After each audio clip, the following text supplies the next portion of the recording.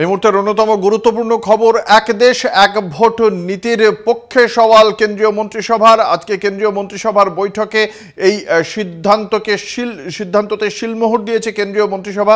দীর্ঘদিন ধরেই বিজেপি নেতৃত্বাধীন কেন্দ্রীয় সরকার এক দেশ এক ভোটের পক্ষে সওয়াল করে আসছে। এই বিষয়ে প্রাক্তন রাষ্ট্রপতি রামনাথ কোবিন্দের নেতৃত্বে একটি কমিটিও গঠন করা হয় এবং সেই কমিটি বিভিন্ন রাজনৈতিক দলের সঙ্গে কথা বলে তারা একটি রিপোর্ট জমা দেয় এবং এক দেশ এক ভোট হলে সেক্ষেত্রে গোটা দেশ জুড়ে একটাই যদি নির্বাচন হয়, সেক্ষেত্রে নির্বাচন সংক্রান্ত যে ব্যয়, সেই ব্যয়ের ওপর অনেকটাই হ্রাস টানা যাবে বলেই দাবি কেন্দ্রীয় সরকারের। যদিও এই বিষয়ে বিরোধী যে সমস্ত রাজনৈতিক দলগুলি রয়েছে তাদের বক্তব্য ভিন্ন ছিল। তাদের বক্তব্য ছিল যে বিধানসভা নির্বাচনের ক্ষেত্রে যে সমস্ত ইস্যুগুলি থাকে সেই ইস্যুগুলি রাজ্যভিত্তিক ইস্যু, আর লোকসভা নির্বাচনের ক্ষেত্রে দেশের ক্ষেত্রে বড় সিদ্ধান্ত বা নীতি রূপায়ণের ক্ষেত্রে ইস্যুর ভিত্তিতে ভোট হয়। ফলে স্থানীয় স্তরের যে সমস্ত ইস্যু রয়েছে তা লোকসভা নির্বাচনের সঙ্গে রাজ্যের নির্বাচন একসঙ্গে হলে বেশ কিছু ক্ষেত্রে বেশ কিছু ইস্যু লঘু হয়ে পড়বে, সেগুলো হয়তো সামনে আসবে না, এমন একটি প্রসঙ্গের কথা বলা হয়েছিল বিরোধী রাজনৈতিক দলগুলির পক্ষ থেকে। তবে 1952 সালের সাধারণ নির্বাচন গোটা দেশ জুড়ে বিধানসভা এবং লোকসভা একসঙ্গেই হয়। তারপরে 1967 সাল পর্যন্ত এভাবেই চলে।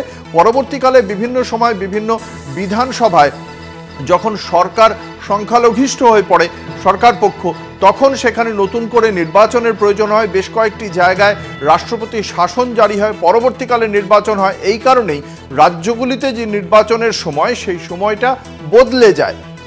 2019 সালেও একথা বলা হয়েছিল। 1980 সালে এ বিষয়ে প্রথম প্রস্তাব আসে এবং এ বিষয়ে আইন কমিশনের পক্ষ থেকে রিপোর্টও জমা পড়ে।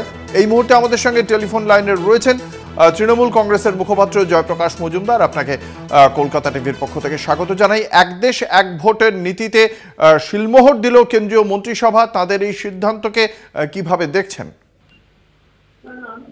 দেখুন, বর্তমানে ভারতবর্ষের সাংবিধানিক যে অবস্থা, তাতে এক দেশ এক ভোট সম্ভব নয় করা। এবং আরো মনে রাখতে হবে, ভারতবর্ষের গণতন্ত্র এবং নির্বাচন পরিচালিত হয়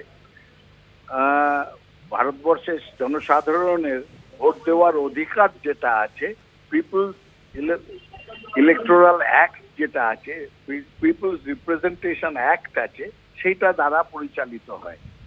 সেই সংবিধান এবং পিপলস রিপ্রেজেন্টেশন অ্যাক্ট এই মিলিয়ে দেখলে দেখা যাবে এক দেশ এক ভোট এই পরিস্থিতিতে এই সংবিধানে করা সম্ভব নয়। এটা বিভিন্ন বিশেষজ্ঞও বলেছেন এবং আমাদের দলের পক্ষ থেকেও বলা হয়েছে। এখন এই বর্তমান সরকার মন্ত্রিসভায় কি পাশ করাচ্ছেন, কি পদ্ধতিতে করবেন, সেটা আমরা জানি না। কিন্তু এটা জানি, সংবিধান সংশোধনের মতন সংখ্যাগরিষ্ঠতা এই বর্তমান মোদী সরকারের নেই। সুতরাং তারা সামনের দরজা দিয়ে করবেন না পেছনের দরজা দিয়ে করবেন, কি উদ্দেশ্যে এটা করতে চাইছেন আমরা জানি না। যখন সামনে আসবে আমরা তার উপরে বিচার বিবেচনা হবে। কিন্তু এক দেশ এক ভোট এটা আজকে হঠাৎ নতুন করে কেন করতে চাইছেন, সেটা নিয়ে আমাদের মনে অনেক সন্দেহ আছে। আপনাদের দলগত অবস্থান কি? আপনারা কি একে সমর্থন করেন না করেন না? না না, উদ্দেশ্যটা তো আগে বুঝতে হবে। এক নায়কতন্ত্র প্রতিষ্ঠার জন্যে হ্যাঁ বলুন। ল এন্ড জাস্টিস,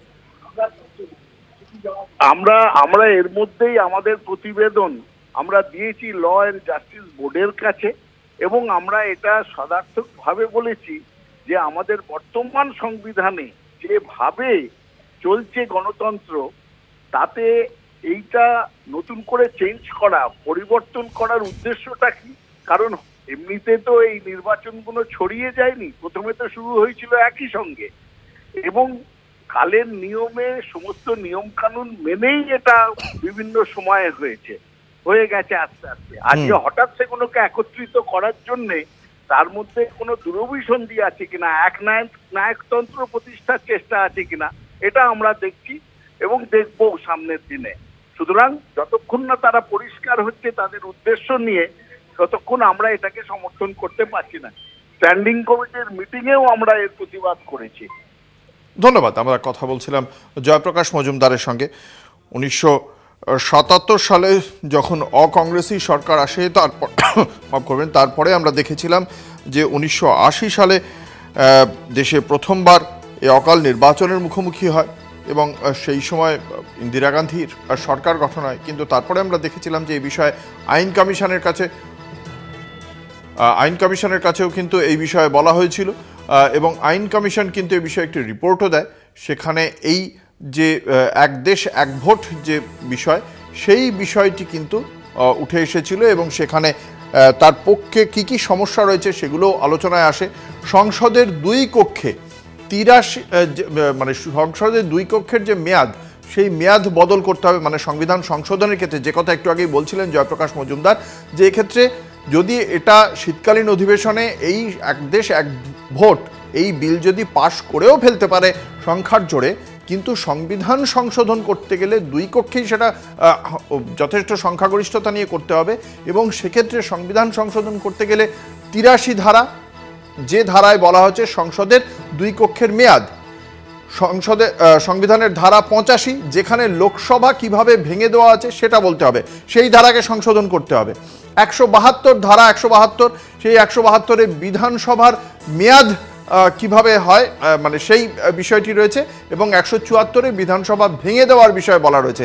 ফলে 83, 85, 172, 174 এই চারটি ধারা, যে চারটি ধারা এই যে সংসদের এবং বিধানসভার মেয়াদ এবং তা ভেঙে দেওয়ার বিষয়ে বলা রয়েছে, এই চারটি ধারাকে সংশোধন করতে হবে। দ্বিতীয়ত 356 ধারা, যে 356 ধারায় রাষ্ট্রপতি শাসনের কথা বলা রয়েছে, সেই ধারাকে সংশোধন করতে হবে। কারণ রাষ্ট্রপতি শাসন কখন জারি হবে?